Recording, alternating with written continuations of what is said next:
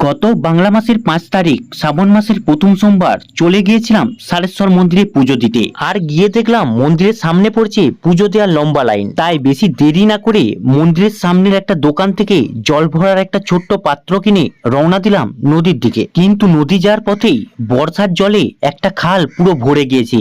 এক কোমর জলে পার করতে গিয়ে জামা প্যান্ট পুরোই ভিজে গিয়েছিল। তারপর একটু হাঁটার পরেই পৌঁছে গেলাম দ্বারকেশ্বর নদী। সেই দ্বারকেশ্বর নদীর থেকে জল ভরেই অনেকেই রওনা দিয়েছে মন্দিরের দিকে। তারপর আমিও দ্বারকেশ্বর নদীতে নেমে জল ভরে রওনা দিলাম মন্দিরের দিকে। তারপর মন্দিরের কাছে এসে দেখলাম যে লাইন দেখে গেছি তার 3 গুণ বেড়ে গেছে। যেহেতু বেলাও হয়েছে অনেকটা, তাই মানুষের ভিড়ও বেড়েছে প্রচন্ড। তাই বেশি দেরি না করে আমিও দাঁড়িয়ে পড়েছিলাম লাইনে।